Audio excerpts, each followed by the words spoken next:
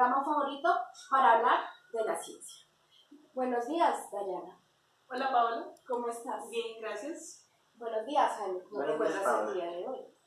Realmente estoy muy desconcertado, estoy revisando los titulares del periódico y me encontré con esto. Dice, rumba asfixiada. En un reconocido bar del centro de la ciudad se presentó un grave incidente que dejó a 15 personas inconscientes. Este hecho ocurrió a las 2 de la madrugada, hora en la que la rumba estaba en su apogeo y el ambiente festero se podía sentir desde afuera, afirmó Joaquín Bedoya, un vendedor ambulante del sector. Según personas que se encontraban en el lugar de los hechos, la fila para ingresar a los baños era larga, mientras los auxiliares de servicios generales entraron a hacer la limpieza. Al estar disponibles los baños, las personas empezaron a notar que un vapor extraño salía de los orinales en el baño de caballeros. En pocos minutos, 15 personas que se encontraban cerca cayeron desmayadas. Según expertos, este suceso se produjo por la reacción entre las pastillas de hipoclorito con la orina de las personas. Actualmente, las personas se encuentran fuera de peligro. Pues realmente esto me parece muy terrible, porque pues además de que la gente del bar es muy inconsciente, pues las personas deben notar algo, pues al sentir olores o vapores raros, ¿no? ¿Y qué pasa con la seguridad industrial y las normas sanitarias de estos establecimientos? Precisamente lo que decía Jaime, alguien tuvo que darse cuenta, porque cualquier persona que tenga una formación mínima en ciencias está en capacidad de darse cuenta que esos olores y esos vapores no eran normales. Dayana, ¿tú te refieres que a más que seguridad industrial, esto puede estar ligado a la formación científica escolar en los colegios? Exacto, Paola, porque la escuela, además de enseñarnos fórmulas y ecuaciones, debe prepararnos para afrontar de la mejor manera este tipo de situaciones. Sí, estoy de acuerdo, pero esto quiere decir que las propuestas de los estándares curriculares para las ciencias naturales no están cumpliendo entonces con el objetivo de formar ciudadanos con competencias científicas. En definitiva, esto es una alarma para transformar los currículos de ciencias en los colegios. Paola, pero no solo los currículos, también hay que buscar la forma en que los docentes fomenten este tipo de habilidades en los estudiantes. Sí, la educación moderna se extiende más allá de la transmisión de conocimientos y procedimientos para permitir a los estudiantes convertirse en aprendices activos y reflexivos para desarrollarse en contextos reales. Ese ha sido el propósito de la formación en ciencias que incluso defiende el Ministerio de Educación. Sin embargo, el peso de esta tarea recae de forma contundente en el profesor. Ahora la cuestión es si los profesores estamos capacitados para esto. Entonces sería bueno analizar qué tanto la formación actual de profesores permite desarrollar las competencias científicas de los estudiantes. Esto es muy importante, pero lo veremos luego de un corte comercial. Ya lo vemos. ¿Qué tiene de especial la ciencia? El conocimiento puede ser de varios tipos. Saber dónde queda la tienda más cerca de tu casa es conocimiento empírico. Un remedio de hierbas para la tos es conocimiento tradicional. Hay quien habla incluso de que algún ser divino te puede revelar saber. Pero a la hora de distinguir aquello que es verdadero, sin importar las circunstancias o creencias de cada quien, hay un tipo de conocimiento especial: el conocimiento científico. Pero, ¿qué tiene de especial la ciencia? Retomando el tema, Jaime, tú estabas hablando de cómo una situación común está relacionada en la formación inicial de los docentes en ciencias. Actualmente está en vigor la propuesta de la alfabetización científica con el propósito de formar ciudadanos competentes que sean capaces de tomar decisiones respecto a situaciones que están relacionadas con la ciencia. Con esto me refiero a que se debe generar una capacidad de razonamiento que permita a estas personas argumentar las decisiones que toman y también poder comunicarlas. El ideal sería preparar docentes hacia un mundo en el que las consecuencias de la ciencia, como el cambio climático o la ingeniería genética, afectan a todas las personas. Por eso es importante una comunicación adecuada frente a problemas de este índole. Sin embargo, debemos cambiar el paradigma de que lo que se habla en el aula de clase oficialmente está regido por el profesor, pues debemos recordar que la argumentación, al ser una actividad racional, busca que quien argumenta no imponga creencias en su interlocutor, sino que use la razón y la lógica para mostrar que sus argumentos son válidos.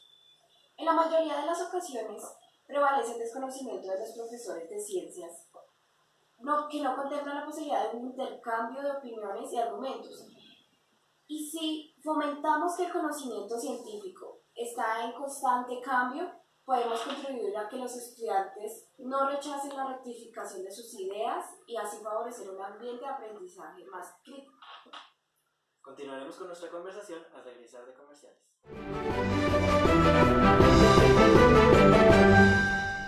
Tal y como la conocemos ahora, la ciencia no ha existido desde siempre.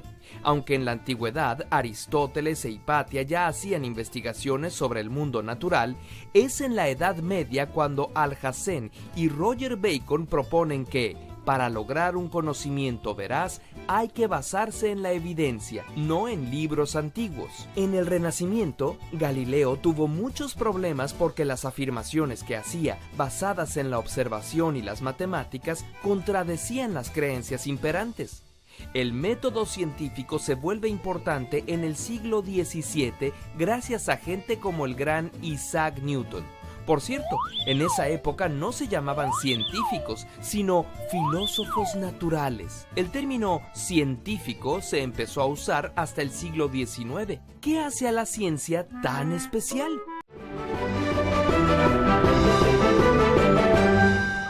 Retomando la temática, podemos decir entonces que la formación de los docentes de ciencias debe permitirles reconocer la dinámica que está implícita en la construcción del conocimiento, para que el futuro profesor tenga herramientas y logre construir en sus estudiantes una imagen de ciencia donde el debate sí tiene lugar. Pero ¿no creen ustedes que es una tarea titánica para los docentes tener que ser los transformadores que lleven la educación hacia el aprendizaje significativo crítico, sin siquiera contar con las nociones básicas de lógica o de argumentación dialógica?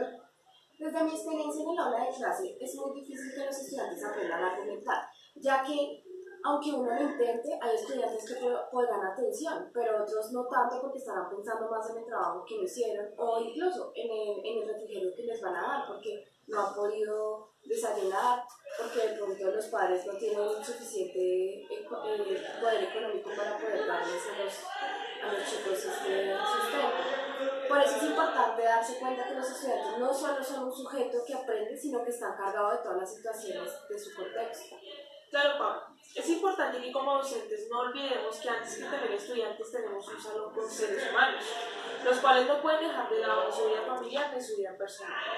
Sin embargo, también hay que entender el presente bajo qué criterio el docente analizará y evaluará los argumentos que sus estudiantes elaboren.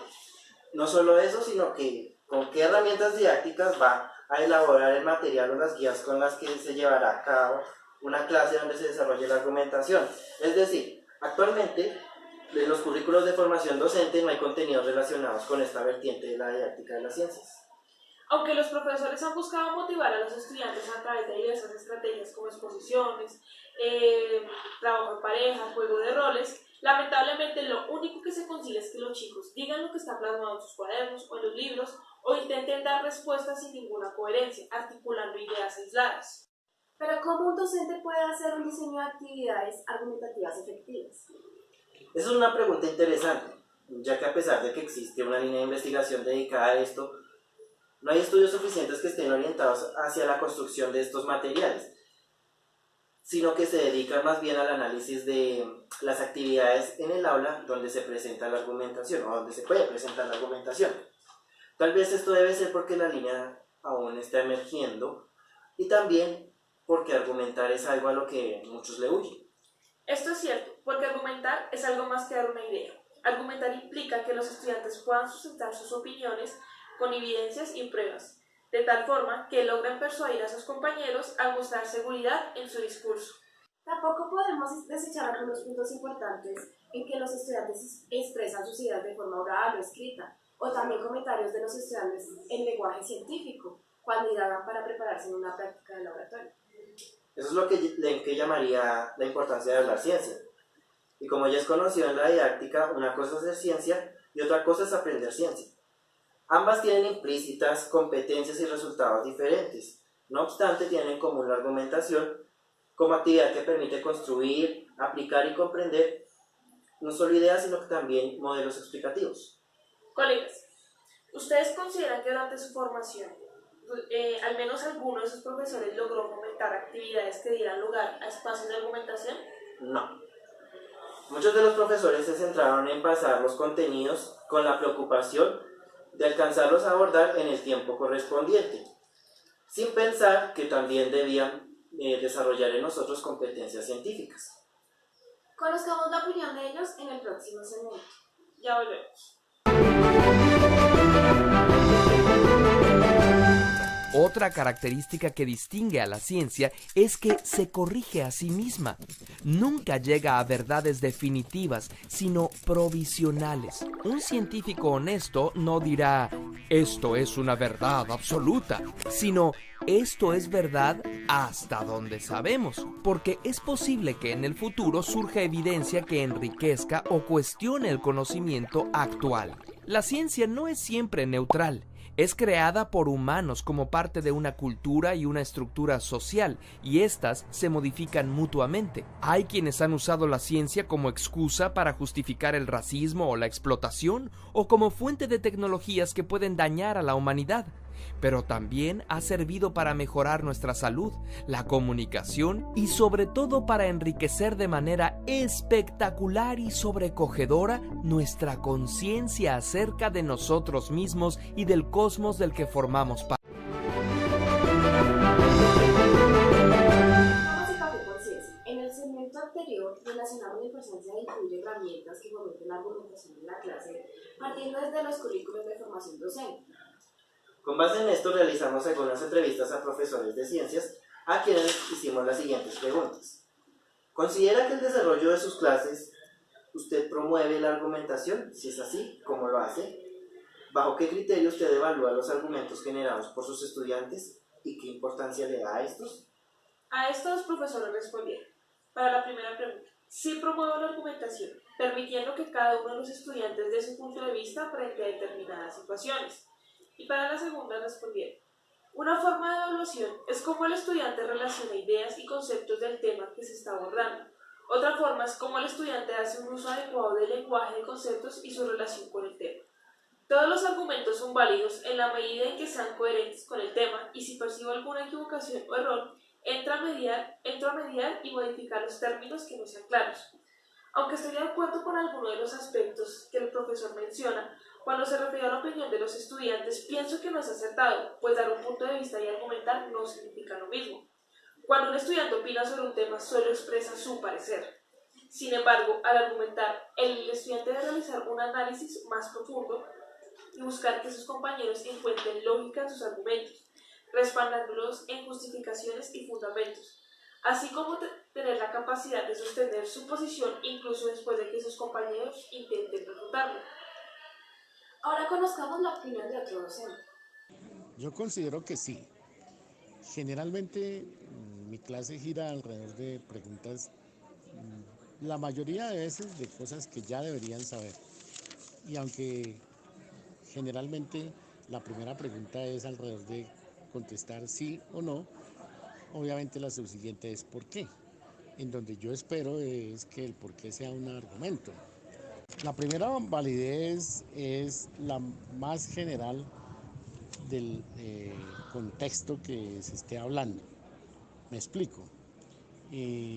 Probablemente, si estamos tratando un tema de ácido base, pues tengo que aceptar que el argumento corresponda a algunas de las teorías generales de acidez y basicidad aceptadas. Pero de manera siguiente, pues se indaga, por ejemplo, en qué forma esas teorías generales se aplican o sirven como argumento para el momento particular que se está tratando. En segundo lugar, pues yo procuro generar un contraargumento a veces falso, en la medida en que eso permitirá que el alumno desarrolle un nuevo argumento que reafirme lo ya expuesto. En tercer lugar, pues digamos, procuro también indagarle al alumno por qué él cree que eso que está diciendo es válido. Si lo leyó, si se lo enseñó otro profesor, o si es de su propia consideración, entonces, ¿en qué se basa? Porque ahí es cuando se descubre por qué el alumno Entonces tiene algunos, digamos, conceptos un tanto equivocados o por lo menos que no coinciden con lo universalmente aceptado. También es necesario considerar que los estudiantes tienen ideas previas que pueden argumentar de acuerdo a su experiencia o simplemente ideas sueltas que a medida que se pasa por la formación en ciencias se desarrolla el proceso de argumentación. La estrategia del segundo profesor de contraargumentar argumentos falsos permite al estudiante evaluar esos argumentos y llegar a lo correcto. A manera de conclusión, podemos afirmar que la argumentación es una herramienta fundamental a la hora de enseñar y aprender ciencias. Pero también resaltamos la importancia de brindar a los docentes las herramientas necesarias para desarrollar esta competencia científica que nos acerca al quehacer de los científicos. Nos volveremos a encontrar en una próxima ocasión en Café Conciencia, su programa favorito, para hablar en el acontecer de la ciencia.